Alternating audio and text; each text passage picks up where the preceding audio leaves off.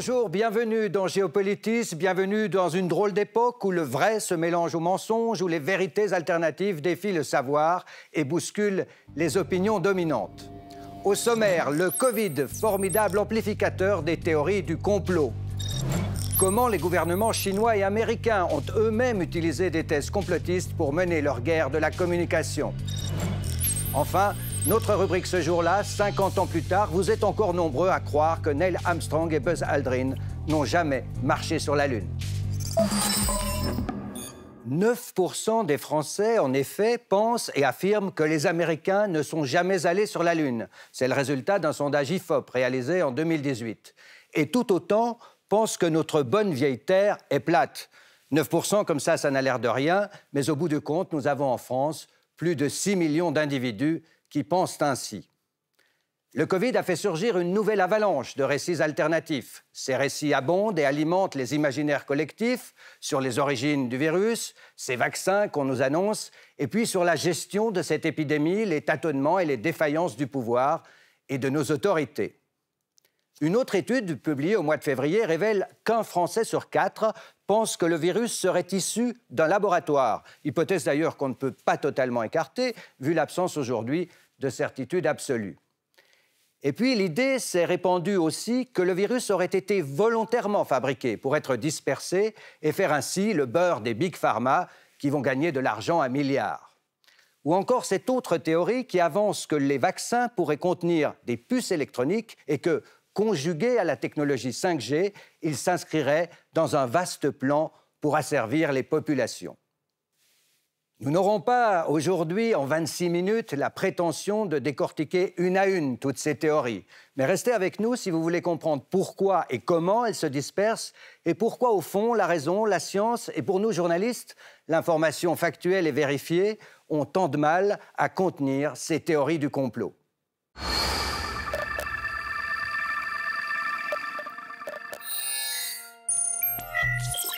L'heure est grave. L'heure est très grave. On nous dit la vérité. Quand j'allume ma télé, je suis pas si sûr. Cette vidéo d'un certain Catantonio a été retirée des réseaux sociaux. Mais en mars dernier, 3 millions d'individus l'avaient consultée en à peine un jour. On va vous montrer par A plus B comment a été créé le virus, qui a créé le virus, puisqu'on va être clair, le virus aujourd'hui est là juste pour le fric. Ce Français nous y expliquait, document à l'appui, que le Covid-19 était une invention de l'Institut Pasteur. J'insiste, tout ce qu'on vous dit, c'est du vérifiable. Le problème est que la théorie repose sur une mauvaise interprétation de documents scientifiques. Mais combien d'internautes ont-ils réellement cru à cette histoire de virus sorti d'un laboratoire ? Cette vidéo n'est qu'un exemple parmi d'autres. L'épidémie de Covid-19 a suscité toutes sortes de récits alternatifs.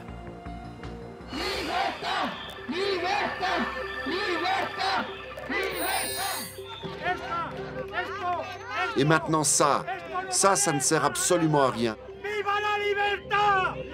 Comme ici, à Madrid, il y a de la colère dans les manifestations qui ont agité plusieurs villes d'Europe, en Espagne, en Italie et en Allemagne. Colère contre les masques, contre les restrictions de nos libertés et le confinement qui condamne les plus fragiles. Mais il y a aussi ceux qui manifestent leur rejet du pouvoir et des médias.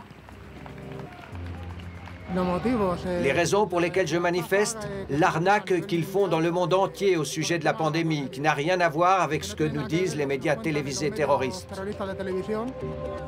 À Berlin aussi, les manifestants expriment la même défiance.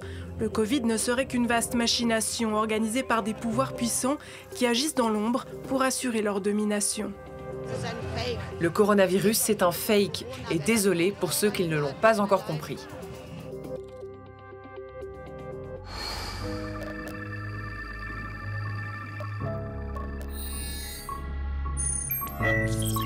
Il n'y n'y a pas de théorie du complot sans désigner les comploteurs. Coupables, les Big Pharma accusés de vouloir engranger des bénéfices faramineux. Bill Gates, le milliardaire à la manœuvre d'un vaccin qui servirait à implanter des puces électroniques et ainsi contrôler la population mondiale. Face à l'ampleur des attaques, le fondateur de Microsoft a estimé qu'il fallait réagir.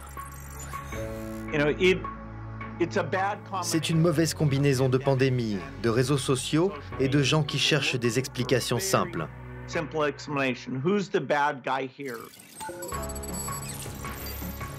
Coupable aussi, la 5G qui rendrait le corps plus perméable au virus.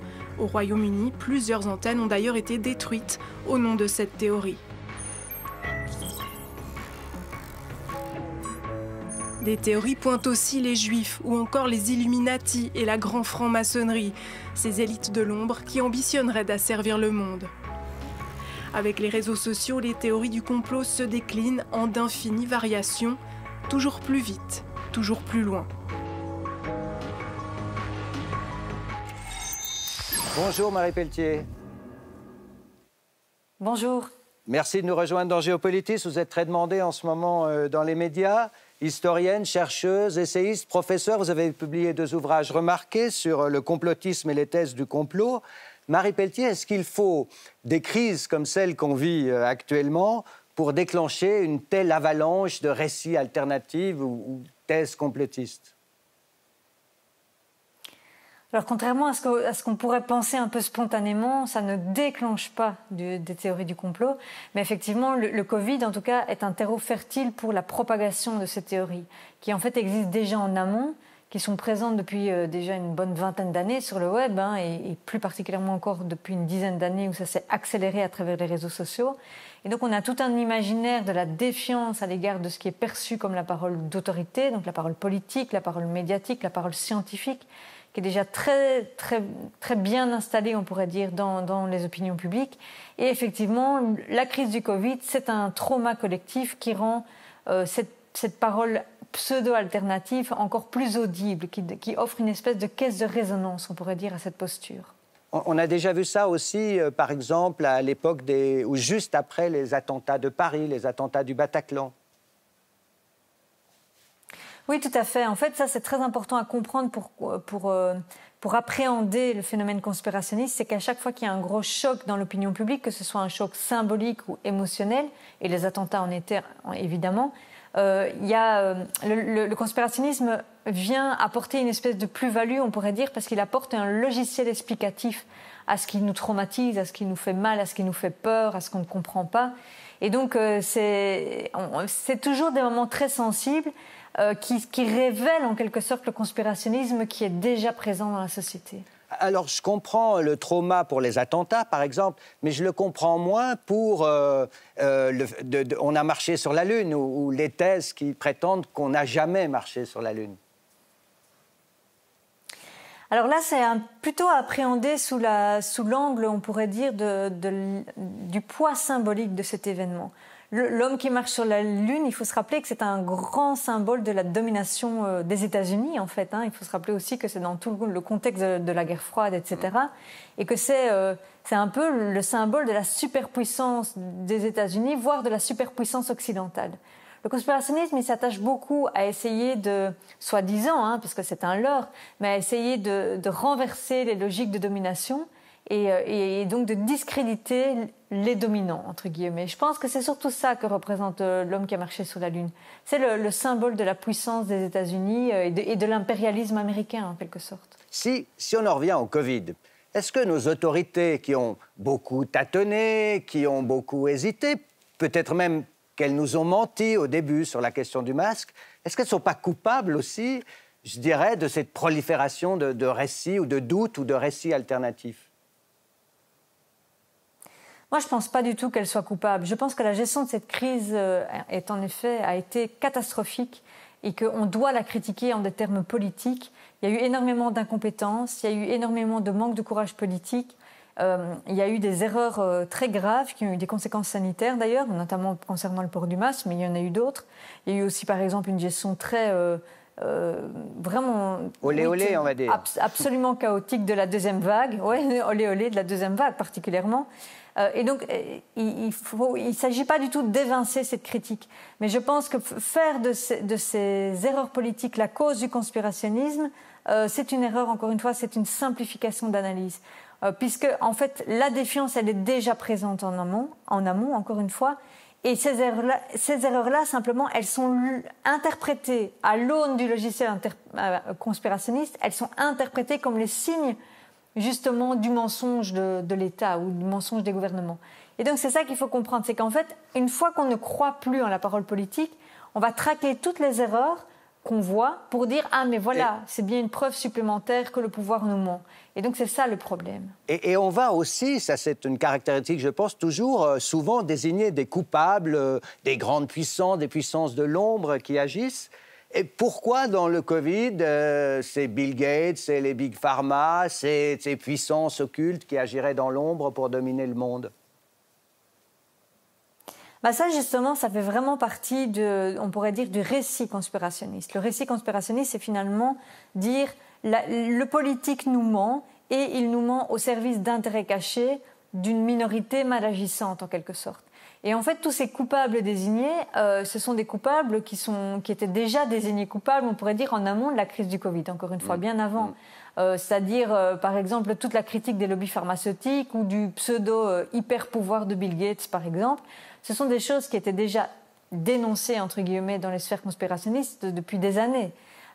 Et donc, quelque part, c'est comme s'il y avait déjà tous les ingrédients du récit, si vous voulez.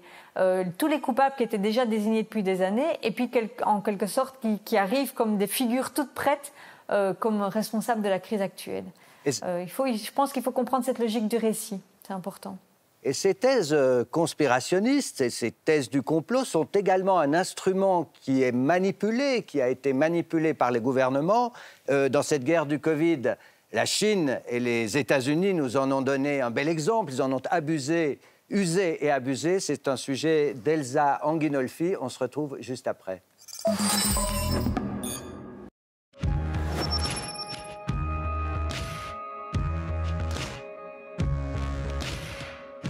Après avoir paralysé la Chine, le Covid-19 bouleverse le monde. Mi-mars, plus d'une centaine de pays sont déjà touchés et Pékin est montré du doigt.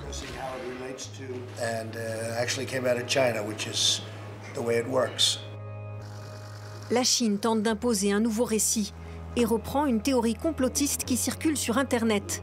Le virus aurait été amené dans le pays par des athlètes de l'armée américaine venus participer aux Jeux militaires mondiaux à Wuhan en octobre 2019. Quand le patient zéro est-il apparu aux États-Unis, il est possible que ce soit l'armée américaine qui ait apporté l'épidémie à Wuhan. Soyez transparents, publiez vos données, les États-Unis nous doivent une explication. Pour preuve, ce porte-parole du ministère des Affaires étrangères s'appuie sur un site conspirationniste canadien, Global Research, qui, dans un article retiré depuis, tente de démontrer la responsabilité américaine. Les États-Unis s'insurgent et Donald Trump rebaptise le Covid-19 le virus chinois. Je parle du virus chinois. C'est bien ce que je veux dire car c'est de là qu'il vient. À son tour, le président américain utilise les interrogations qui persistent sur l'origine de la maladie. Il laisse entendre qu'il dispose d'éléments qui montreraient que le virus proviendrait d'un laboratoire chinois de haute sécurité à Wuhan. Un laboratoire qui étudie les virus dangereux. Avez-vous des éléments qui vous permettent de croire sérieusement que l'Institut de virologie de Wuhan est à l'origine du virus? Oui, j'en ai. Et qu'est-ce qui vous fait croire sérieusement que le virus vient de cet institut? Je ne peux pas vous le dire. Je n'y suis pas autorisé. Le secrétaire d'État américain Mike Pompeo va même plus loin dans une interview à la chaîne ABC quelques jours plus tard. Je peux vous dire qu'il y a une quantité significative de preuves que cela vient de ce laboratoire à Wuhan. Un discours qui convainc une partie de l'opinion américaine.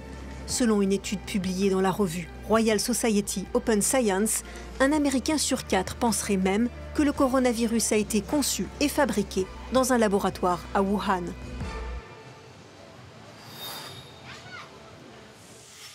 Marie Pelletier, même les gouvernements, même les grandes puissances se jettent des thèses complotistes à travers la tête. Oui, et ça, je pense que c'est très important à rappeler, c'est que le complotisme, c'est une arme politique, et c'est une arme politique qui est utilisée aussi par les gouvernements pour s'attaquer, pour se discréditer, pour prendre le pouvoir.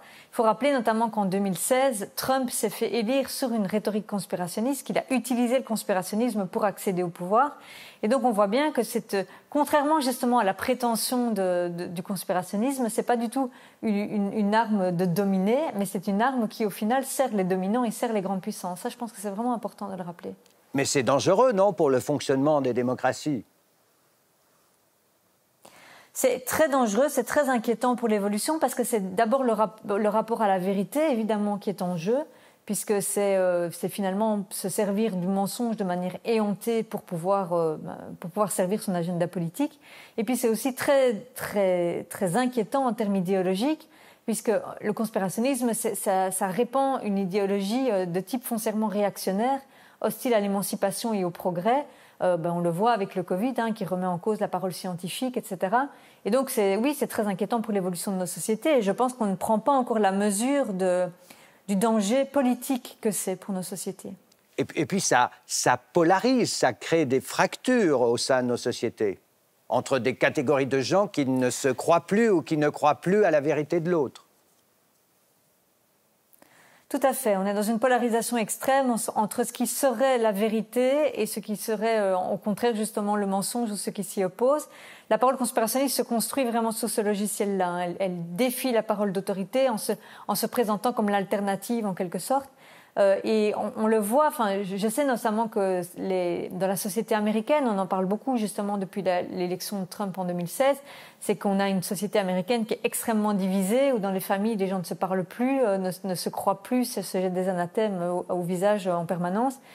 Donc la société est vraiment divisée, et cette division, on la sent aussi de plus en plus en Europe, c'est-à-dire qu'effectivement, on ne se croit plus. C'est une crise très profonde de confiance, en fait, dans la possibilité de vivre en société.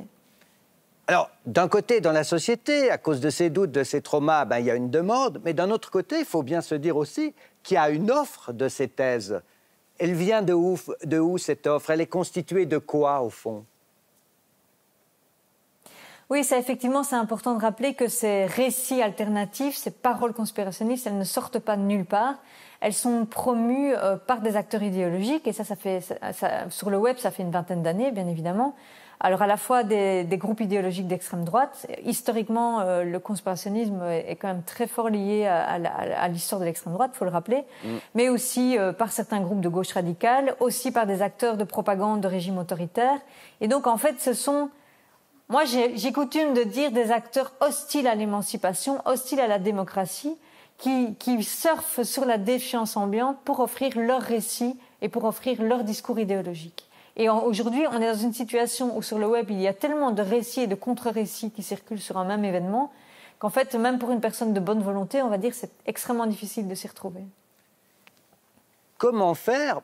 Évidemment, je pense à nous, les journalistes, aux journalistes. Comment faire, selon vous, pour contrer, pour démystifier, pour informer au sujet de toutes ces thèses plus ou moins complotistes ou ces récits alternatifs qui prolifèrent sur les réseaux sociaux? Qu'est-ce qu'on fait? Alors, je pense déjà que les journalistes ne doivent pas trop s'autoflageller. Je pense qu'ils ont bien sûr une responsabilité, comme nous tous dans la société, mais je pense que toute la responsabilité n'est pas non plus sur leurs épaules. Alors, ce qui est sûr, c'est que dans les médias, on a beaucoup multiplié ces dernières années les initiatives de fact-checking, donc de vérification des faits. C'est évidemment utile pour les enseignants, etc., mais c'est assez largement inefficace par rapport aux personnes qui sont vraiment imprégnées de conspirationnisme, puisque justement, par essence, ils ne croient plus en la parole médiatique. Ni au pouvoir, ni aux autorités, ni aux médias. Je pense que l'enjeu est un peu plus profond que ça. Ni aux autorités, ni aux médias. Ils mettent tout ça dans un même... Oui, ils mettent tout ça dans un même paquet, ils pensent que c'est le système. Et donc, je pense que l'enjeu derrière ça, c'est de recréer de la confiance. Et ça, recréer de la confiance, ça va pas se faire en un claquement de doigts, bien évidemment. Mais c'est au long cours. Et pas mal de journalistes le font déjà. Aller sur le terrain, expliquer les pratiques, expliquer comment on fait l'information, etc. Je pense que c'est très important. Et par ailleurs, sur le conspirationnisme, je pense que c'est important de laisser la place à la parole d'analyse au long cours. Je pense que la logique médiatique qui est tout le temps un petit peu dans le rush de l'actu et dans le commentaire de l'actualité fait qu'on passe souvent à côté de l'analyse de fond et qu'on en a plus besoin que jamais. Ben merci, on va tirer les leçons de vos derniers propos. Merci Marie Pelletier, c'était un plaisir de vous recevoir dans Géopolitis. Merci à vous, plaisir partagé. À bientôt, merci. Les théories du complot sont vieilles comme le monde, ou presque. Mais avec les réseaux sociaux, la propagation et l'impact des fake news se trouvent démultipliés. Voici à ce sujet le décryptage que vous proposait Géopolitis il y a 2 ans, une émission intitulée Fake News, toujours accessible d'ailleurs sur notre site.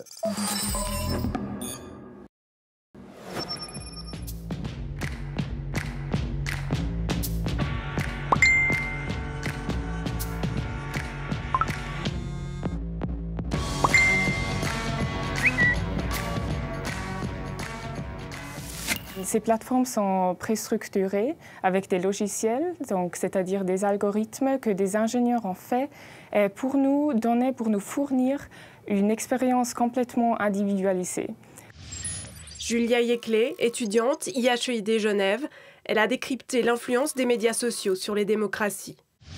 Donc ce que je vois sur mon mur Facebook, c'est complètement différent à ce que je vois, à ce que mon voisin voit. Et c'est vraiment seulement les choses que Facebook pense vont réaffirmer mes opinions, vont me plaire. Donc tout ce que je vois, c'est vraiment seulement ce que je pense déjà. Si Facebook nous connaît si bien, c'est qu'il stocke des gigas de données sur ses utilisateurs. Par l'agrégation de toutes nos données, ils peuvent nous manipuler. Ils peuvent nous montrer des choses qui ne sont pas vraiment la réalité. Ils n'ont pas pour objet de vraiment laisser discuter les personnes sur les réseaux, mais seulement de les laisser voir ce qu'ils pourraient aimer. Et ce n'est vraiment pas l'essence d'une démocratie d'être seulement confronté avec les opinions qu'on a déjà. Neil Armstrong, le premier homme à avoir marché sur la Lune le 21 juillet 1969, voilà ce que disent nos livres d'histoire. Mais d'autres histoires, d'autres récits sont venus dès le début remettre en question la vérité officielle. Et aujourd'hui encore, des millions de gens sont absolument persuadés que les Américains n'ont jamais posé le pied sur la Lune. Sujet signé Olivier Coller avec Serge Chéruot.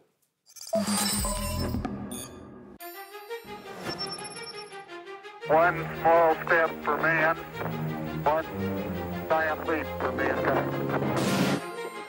Le 21 juillet 1969, la planète entière a les yeux rivés sur la Lune.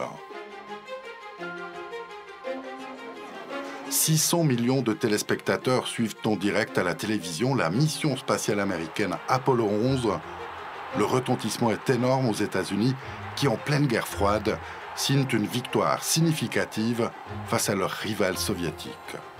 Les New-Yorkais ont accueilli la conquête de la Lune comme ils accueillent la nouvelle année, contents de la voir, mais sans savoir ce qu'elle leur réserve.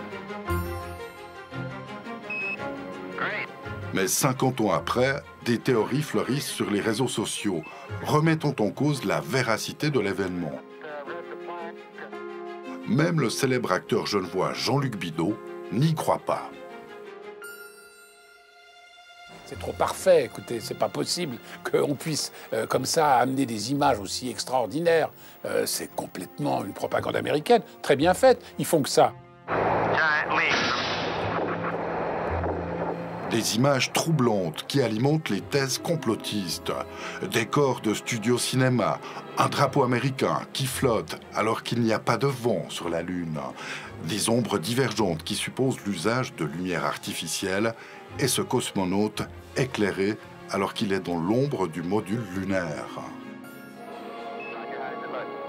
Voilà les principaux arguments exposés par les conspirationnistes dont les thèses, relayées dans des vidéos devenues cultes, ont été visionnées par des millions d'internautes.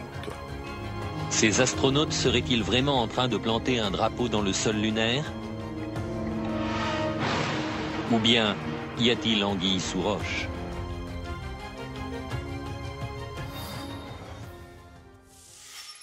Marie Pelletier, qui était aujourd'hui notre invitée, a publié 2 livres, L'ère du complotisme malade d'une société fracturée en 2016, et puis Obsession dans les coulisses du récit complotiste, paru celui-là en 2018 aux éditions Inculte. Sur le site de la Commission européenne, vous pourrez retrouver ce dossier intitulé « Reconnaître les théories du complot ». Sur France Culture, je vous recommande la série Mécanique du complotisme à retrouver sur le site de l'émission qui recevait entre autres Jérémy Pelletier, chercheur à la Fondation Jean Jaurès. En fait, ce qui est très intéressant, c'est que maintenant, lors de chaque crise, chaque événement majeur, on a l'émergence d'une propre grille de lecture complotiste, d'une propre grille de lecture conspirationniste. C'était très intéressant d'observer, par exemple, qu'au moment des attentats de novembre 2015, une demi-heure à peine après le début de l'assaut au Bataclan, vous aviez déjà le début de théories du complot sur un certain nombre de sites Internet. Enfin, et pour se faire plaisir, l'extraordinaire documentaire de William Carell, réalisé voici bientôt 20 ans, Opération Lune, si les premiers pas de l'homme n'avaient été qu'une production hollywoodienne. Le film est toujours proposé en boutique sur la chaîne Arte. Merci à tous les collaborateurs et à la rédaction, à la technique qui ont travaillé sur cette émission. Merci à vous de votre fidélité. Géopolitis vous donne rendez-vous dans une semaine sur la RTS et TV5 Monde. À bientôt.